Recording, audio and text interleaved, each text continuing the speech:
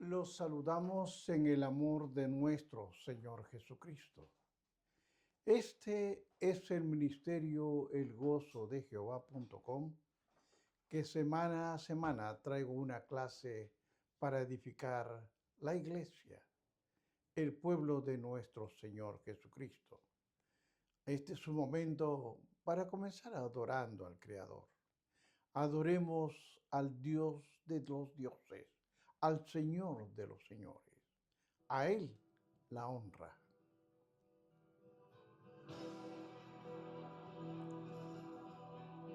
Él es Jehová, Dios de la creación.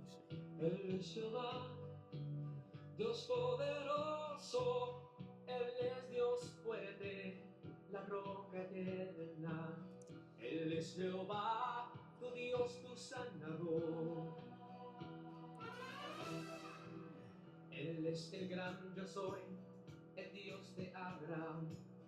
Jehová Shalom, el Dios de paz yo soy, el Dios de Israel, su Rey eterno. Él es Jehová, tu Dios, tu sanador. Canta aleluya, canta aleluya, canta aleluya, canta aleluya. Él es Jehová, Dios poderoso. Él es Jehová, tu Dios, tu sanador. Bendito el nombre de nuestro Señor Jesucristo. A Él la gloria, la honra, el honor, la pleitesía. Queridos hermanos, vamos a continuar con la clase en el libro de los Hebreos, capítulo 9, versículo 15 en adelante. Recuerde, no cerrar su Biblia. Esta es una clase que necesitamos entenderla y comprenderla. La palabra de Dios la leo a la gloria del Padre, del Hijo y del Espíritu Santo. Su santa palabra dice así, Señor. Así que, por eso es mediador de un nuevo pacto, para que interviniendo muerte para la remisión de las transgresiones que había en el primer pacto, los llamados reciban la promesa de la herencia eterna.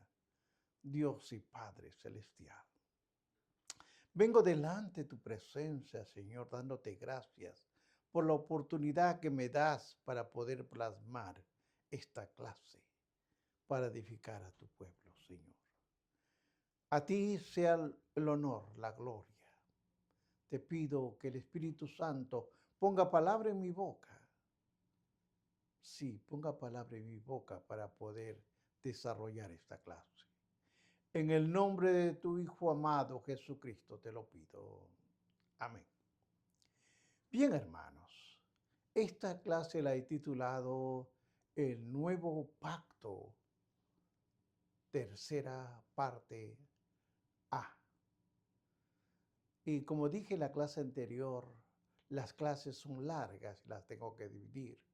Porque cuando yo toco un punto como es el caso del capítulo 9, versículo 15 al 28, es muy largo lo que tengo que desarrollar.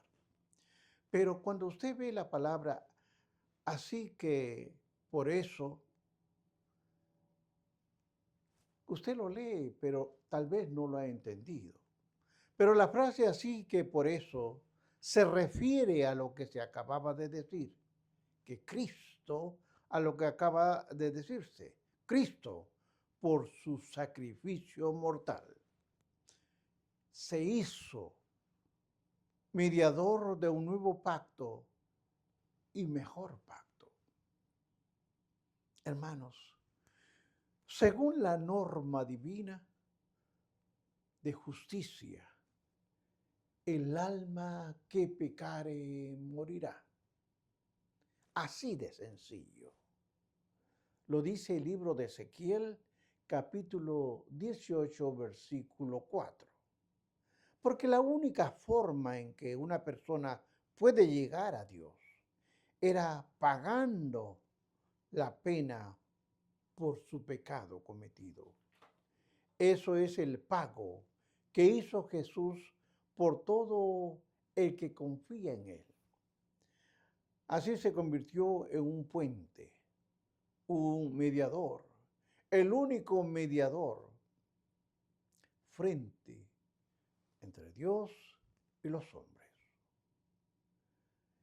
En un solo acto, hermanos, logró lo que los antiguos sacerdotes solo podían simbolizar en muchos aspectos repetidos.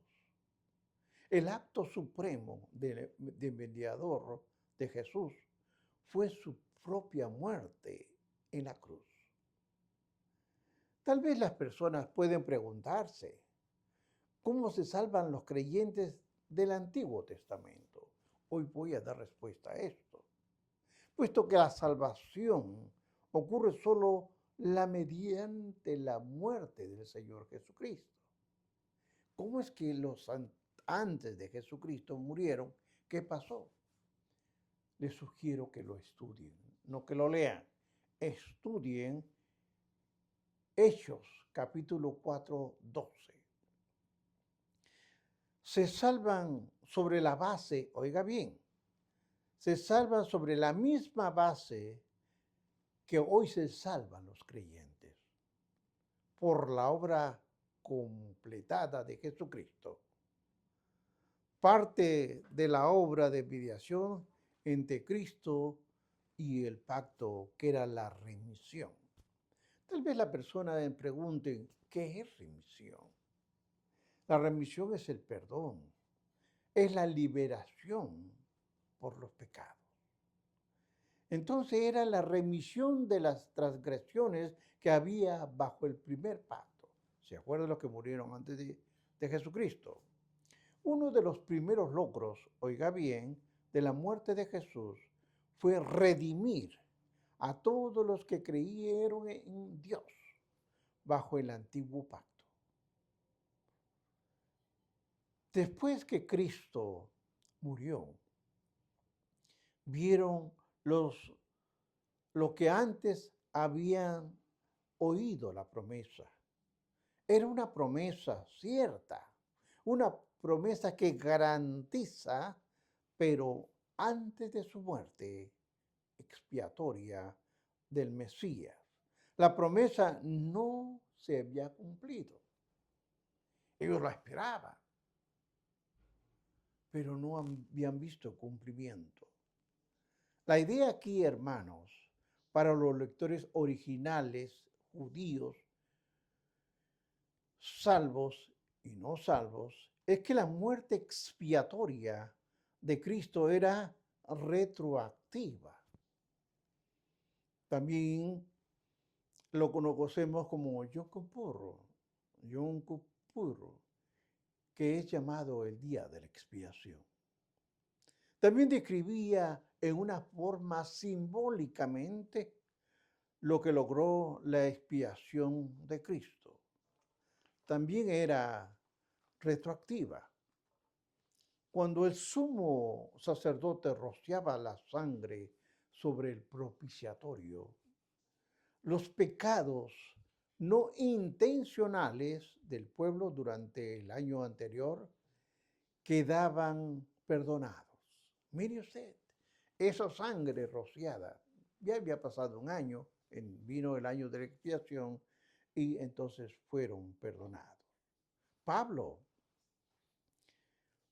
en el capítulo 3, enseña que estamos viendo capítulo 3, Romanos capítulo 3, versículos 24 y 25. Romanos capítulo 3, versículos 24 y 25 dice así: siendo justificados gratuitamente por su gracia, mediante la redención que es en Cristo Jesús, a quien Dios puso como propiciación por medio de la fe en su sangre, para manifestar su justicia a causa de haber pasado por alto en su paciencia los pecados pasados. Entienda esto. Ahora, vamos a desarrollar esta parte. Dios, hermanos, queda satisfecho cuando un hombre pone su fe en la sangre derramada de Cristo. Como derramó su sangre cientos, incluso miles de años después. Muchos creyentes, tanto del Antiguo Testamento como del Nuevo Testamento, la salvación de ellos era un crédito, por así decirlo. Era un crédito por la fe obediente en Dios. Se les procedió un crédito con lo que Jesucristo, su Mesías prometido, haría por ellos y por todos los pecadores que habían vivido y vivían después. Dios, hermanos, que sabía esto, fue tolerante, paciente, hasta que el sacrificio verdadero se concretara. Y cuando veía un corazón con fe verdadera, con una fe inquebrantable, pasaba por alto los pecados de ellos, en un sentido más profundo, mucho antes de que el sacrificio ocurriera en la historia humana.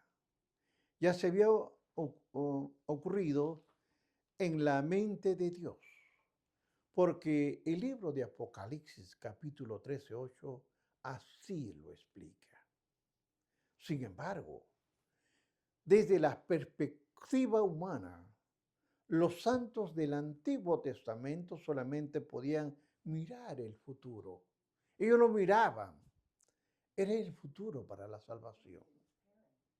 De modo que los sacrificios del Antiguo Testamento no eran un medio para la salvación, sino las señales de la obediencia fiel y los símbolos del único sacrificio perfecto que sí sería en medio de tal salvación. Hermanos, la herencia eterna que los santos del Antiguo Testamento no podían recibir sin la muerte de Cristo era la salvación, la remisión total, que era la única cosa que podía brindar acceso total a Dios. Cristo ratificó, entienda, Cristo ratificó el nuevo pacto con su muerte y otorgó la salvación completa que Israel había estado anhelando desde el principio. Ahora, vea esto, escúchelo. Tal verdad sirve para presentar la muerte de Cristo, el Mesías, cuya idea siempre había sido una piedra de tropiezo para los judíos, de acuerdo al libro de los Corintios, Primera de Corintios, capítulo 1, versículo 23. A pesar de las predicciones de su muerte en las escrituras judías, como por ejemplo el Salmo 22, cuando usted comienza, ahí nos dice, era una verdad que prefirieron ignorar y no negar. Se habían formado sus propias ideas sobre el Mesías. Algunas de ellas completamente bíblicas, sí, hermanos. Otras en una forma parcial y otras no bíblicas. Se ponía ahora a poder entender esto. No había entendido ni se había entendido en una forma absoluta. Pero por supuesto, hermanos, no se podía responsabilizar por tener comprensión limitada del Mesías, pues Dios solo les había dado revelación divina. Había una forma, una revelación, pero no le había dicho el contexto que ahora conocemos. Era limitada. El problema era que habían ignorado algunas de las verdades mesiánicas, intentando llenar los espacios en blanco por su cuenta, y un Mesías que moría. Simplemente no se ajustaba a su teología. Ellos decían como un Mesías va a morir. No encajaba en sus ideas. Pero era necesario explicarlo, que era necesidad que hubiera la muerte del Mesías. Nosotros, hacemos conscientes de este punto débil teológico, el escritor de los Hebreos procede a darnos 3 razones para las cuales era necesario que tenía que morir el Mesías. Primero, tenía que haber un testamento, hermanos, porque el testamento exige una muerte. Segundo, el perdón exige sangre. Y el tercer punto, un juicio exige un sustituto. Vamos a ver el primero y le sugiero que usted lo escriba. Un testamento exige muerte. Cuando nosotros continuamos estudiando el libro de los Hebreos, capítulo 9, versículos 16 y 17 nos dice esto. Porque donde hay testamento, entienda bien, es necesario que intervenga muerte del testador. Porque el testamento con la muerte se confirma, pues no es válido, entre tanto, el testador vive. Ahora, expliquemos este punto. Por su misma naturaleza, el testamento requiere la muerte de quien lo hizo. La palabra testamento o pacto proviene del griego, cuyo significado básico corresponde cercanamente al que hoy le damos la palabra de testamento. Esto no entra en efecto mientras no muera quien lo iba a hacer. No va a entrar en efecto, porque para tener testamento tenemos que ver un muerto. Ahora, hasta ese momento, sus beneficios y sus estipulaciones futuras, la idea de los versículos capítulo 9, versículos 16 y 17, simplemente es obvia. Sin embargo, la relevancia para el antiguo pacto era todo menos obvia para los judíos, a quienes aquí se hablaba. De modo que el escritor explica brevemente cómo se aplica. Escuche usted, una herencia eterna para Israel en una forma de pacto, un testamento. Como ocurre con cualquier testamento, solo era una especie de promesa de pago hasta que muera su autor. En ese momento no se hace ninguna mención, entienda bien, de quién era el testador o a cómo Cristo cumple ese papel en su vida y en su muerte. Hay que tener en cuenta varios aspectos, hermano. Porque como hemos visto primero, que para que haya testamento tiene que haber la muerte. También está el segundo punto, que es el perdón exige sangre. Seguimos estudiando la palabra en Hebreos 9, 18 al 22. Porque aquí en esta parte está contenido de lo que seguimos hablando. De donde ni aún el primer pacto fue instituido sin sangre, porque habiendo anunciado Moisés todos los mandamientos de la ley a todo el pueblo, tomó la sangre de los becerros y de los machos cabríos, con agua, lana, escarlata e hisopo, y ració el mismo libro y también a todo el pueblo, diciendo, Esta es la sangre del pacto que Dios me ha mandado. Y además de esto, roció también con la sangre el tabernáculo y todos los vasos del misterio, así como un purificado según la ley. Con la sangre y sin derramamiento de sangre no se hace remisión. He explicado ya al comienzo lo que es remisión. Ahora, esta parte que estamos leyendo, el perdón, exige sangre. La segunda razón es por la cual murió Cristo es porque la remisión exige sangre. Exige sangre. Esta verdad está directamente alineada con el punto anterior, pero con una tenue diferente en el significado. La sangre es un símbolo de la muerte. Por tanto, la idea es muy cercana a la de la necesidad de la muerte del testador, para que el testamento entre en vigencia. Pero la sangre, queridos hermanos, también sugiere que el sacrificio de animales, que era la señal del antiguo pacto, de hecho, aún del pacto abrámico y el pacto antiguo, la muerte de los animales era típico y era profético. Mirando con anticipación la muerte de Cristo que rectificaría el segundo pacto, aún antes del comienzo de los antiguos sacrificios sacerdotales.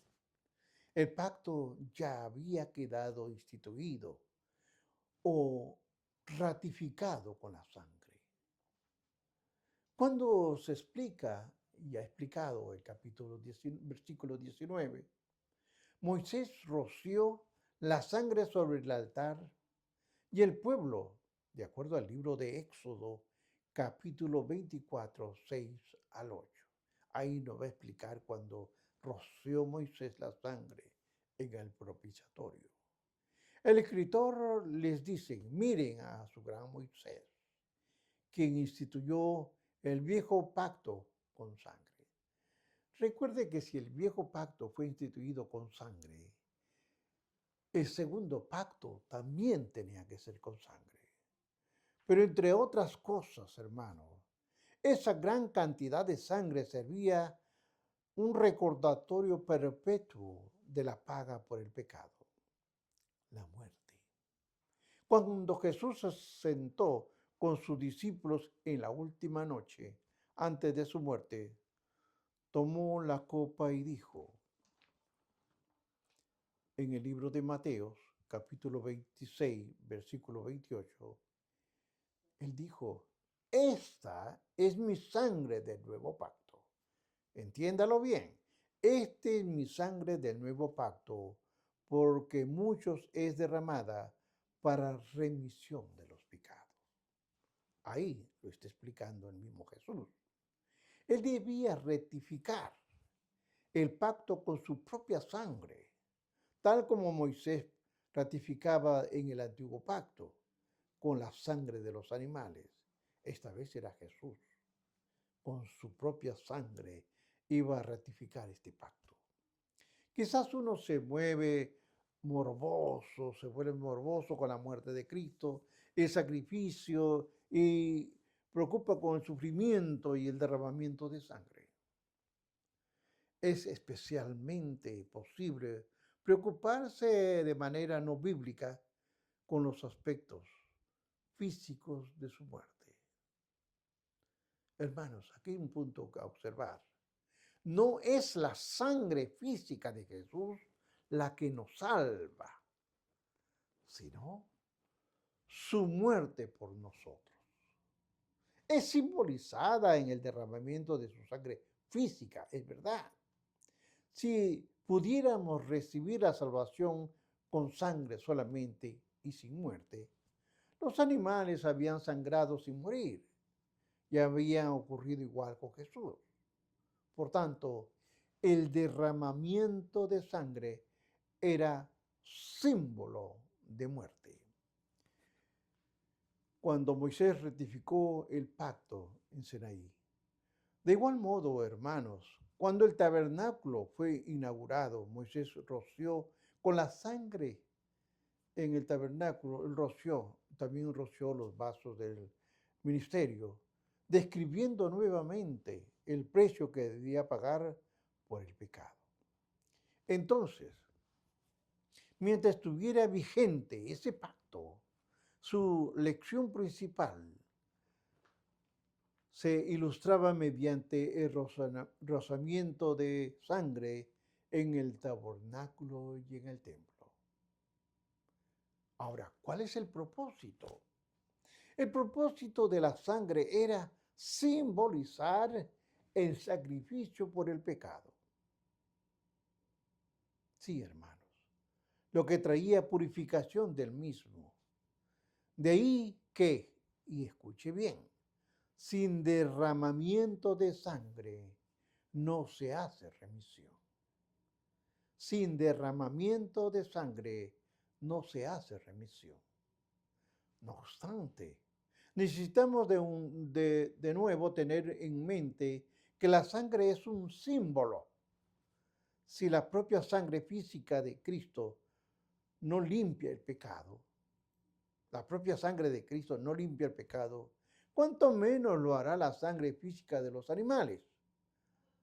Nos sorprende entonces que el antiguo pacto permitiera un símbolo para un símbolo.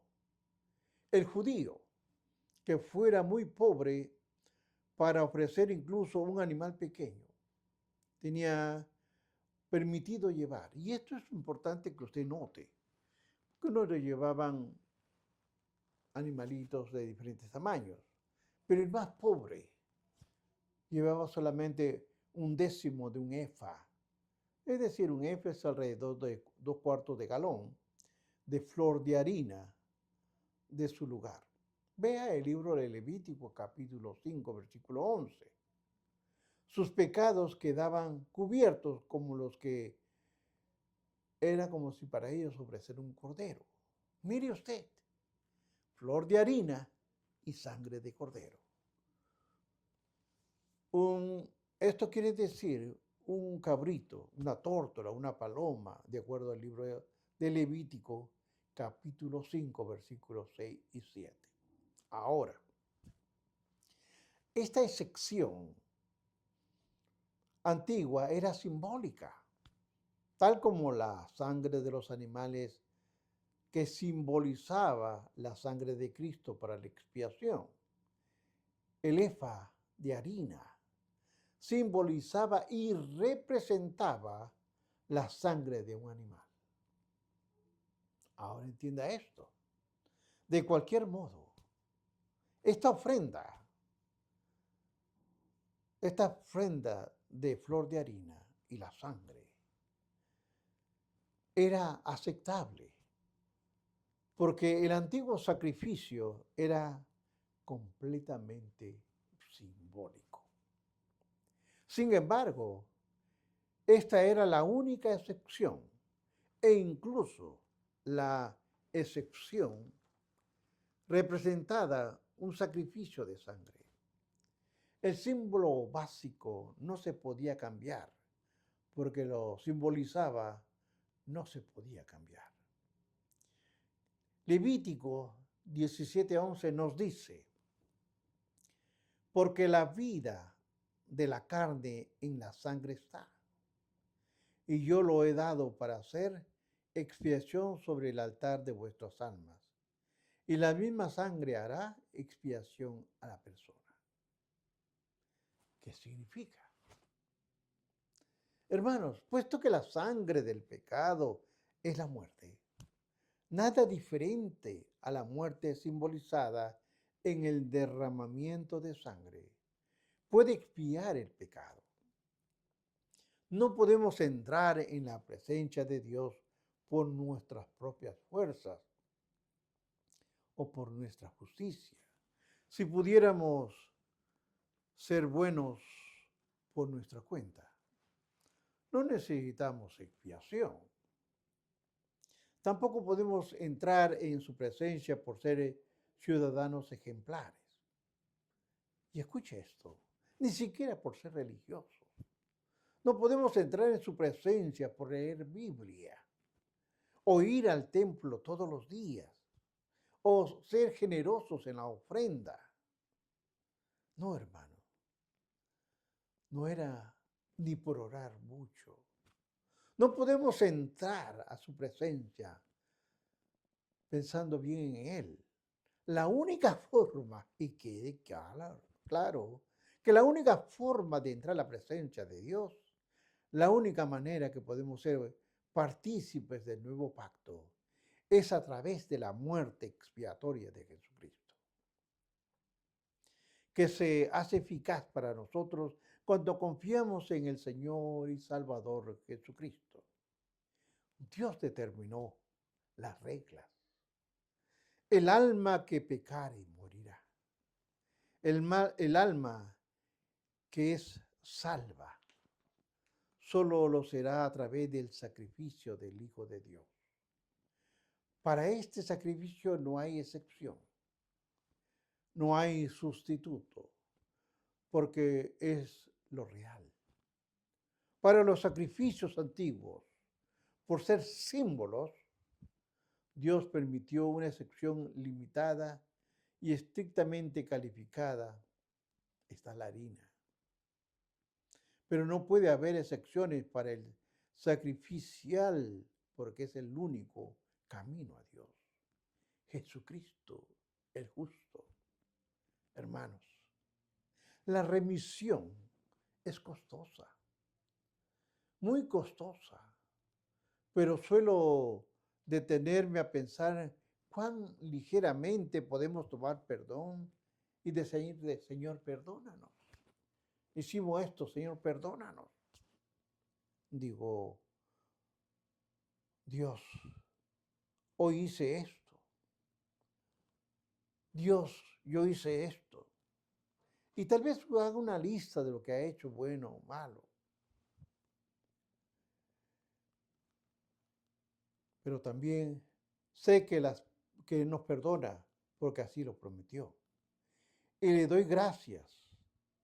Entonces me quedo dormido a unos pocos minutos, aceptando, pero no apreciando. Entienda bien, aceptando, pero no apreciando por el completo la gracia maravillosa que puso a disposición mía tal seguridad y tal paz.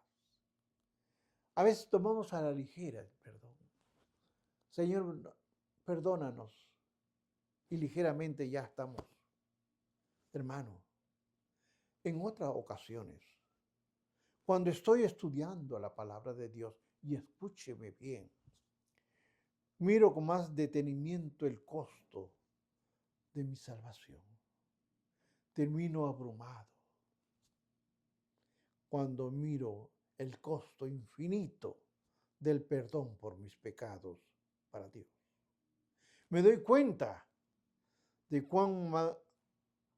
cuánto he maltratado la gracia amorosa del Padre. Pablo nos dice en Romanos 5:20, cuando el pecado abundó, sobreabundó la gracia. Pero luego, proviendo que algunos iban a distorsionar esta verdad, procede a decirnos en Romanos 6:1 y 2. ¿Por qué diremos? ¿Perseveremos en el pecado para que la gracia abunde? En ninguna manera, porque los que hemos muerto al pecado, ¿cómo viviremos aún en él?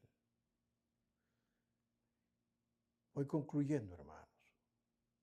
Conocer y alegrarse por la gracia de Dios limitada es una cosa.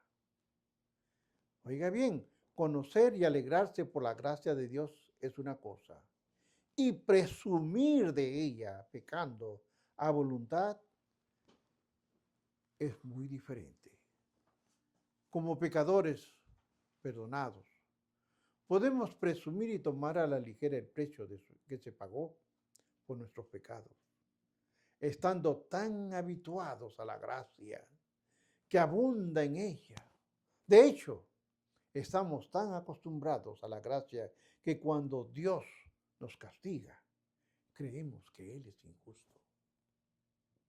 Dios no perdona el pecado basándose en la vista, bajando la vista y diciendo, está bien, como te amo, te perdono. No, hermanos. Eso no funciona así, porque la santidad de Dios y su justicia no le permitirán pasarlo por alto. El pecado exige pago de muerte. Y la única muerte no bastante grande para pagar todos los pecados de la humanidad es la muerte de su Hijo. El gran amor de Dios por nosotros no hizo que pasara por alto nuestros pecados, por así llevar el precio de nuestros pecados. Juan nos recuerda en el 3:16, porque de tal manera amó Dios al mundo que ha dado a su Hijo primogénito para que todo aquel que en Él cree no se pierda, mas tenga vida eterna. Con tanta belleza, hermanos. Dios no puede ignorar nuestro pecado, pero lo perdonará si confiamos en la muerte de su Hijo para perdón de nuestros pecados. Que Dios los bendiga.